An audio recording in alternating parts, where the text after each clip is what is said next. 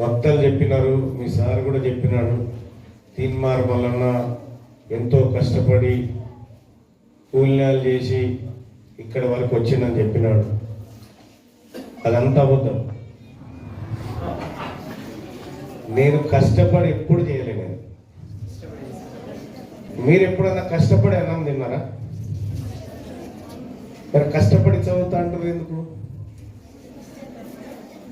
కష్టపడి అన్నం తినలే, కష్టపడి మాత్రం చదువుతా అంటారు. కష్టం ఎందుకు వస్తుంది మధ్యలో? రైట్. అప్పుడు మాకు అవకాశం తక్కువ ఉండే, అంతే. అప్పుడు మాకు అవకాశం తక్కువ ఉండే చదువుకోవడానికి, వనరులు తక్కువ ఉంటుండే. మీలాగా మోడల్ స్కూల్స్ లేవు, కేజీబీవీ లేవు.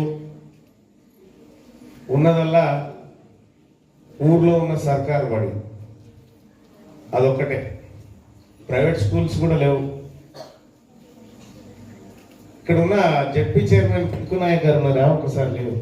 నేను డిగ్రీ చదివితే మేము ఇద్దరం ఒకటే బస్సులో పోయేది.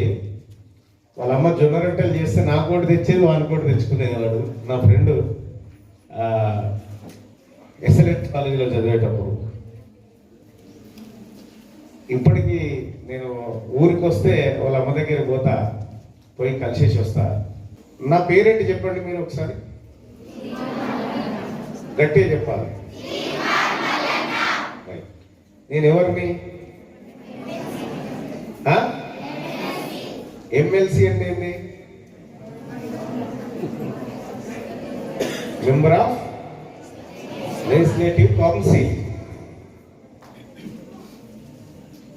మీరు పొరపాటున మీ ఎమ్మెల్యేలని ఇది అడిగారు, వాళ్ళకి తెలియదు.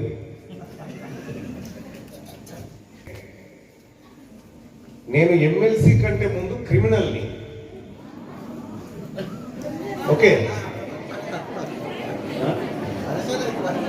నా మీద మర్డర్ కేసులు ఉన్నాయి, నా మీద తెలుసా? నా మీద ఎక్స్టార్షన్ కేసులు ఉన్నాయి, నా మీద కిడ్నాప్ కేసులు ఉన్నాయి, తెలుసా మీ అందరికీ?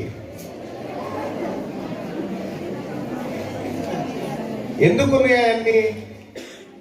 అవన్నీ ఎందుకున్నాయి? నేను మీ బ్రతుకులు మారాలి, మా పిల్లలకు మంచి భోజనం దొరకాలి, మా పిల్లలకి మంచి చదువు రావాలి, మా పిల్లలు తెలంగాణ రాష్ట్రంలో గొప్పగా ఆత్మగౌరవంతో ఉద్యోగాలతో బతకాలని నేను కొట్లాడినందుకు నన్ను ఏమి చేయలేక నా మీద కేసులు పెట్టారు అన్నట్టు. నేను అడిగింది మీకోసం, అడిగిపోతే ఎవరు ఏం పెట్టకపోతుండే. కానీ మీ బతుకులు మారాలని కొట్లాడినందుకు నా మీద కేసులు పెట్టిరు. నేను కొన్ని వందల రోజులు జైల్లో ఉన్నా. నా కోసం లేదు, మీకోసమే.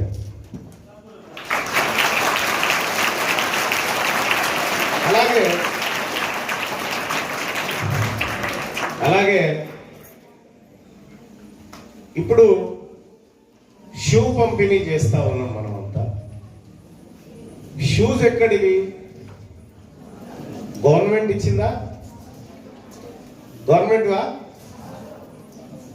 ఎమ్మెల్యే గారు ఇచ్చిందా? నా కూతురు పంపించింది.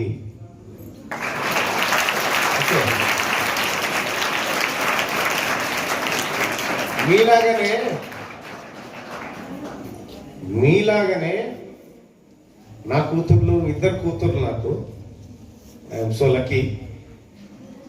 అయితే నా పెద్ద బిడ్డ వికలాంగురాలు, షూస్ వేసుకోలేదు. కానీ తనకు మీలాగానే ఆడుకోవాలని పాడుకోవాలని ఉంటుంది. సో నా బిడ్డ సంతోషాన్ని మీ కళ్ళల్లో చూడాలని వచ్చినాడు.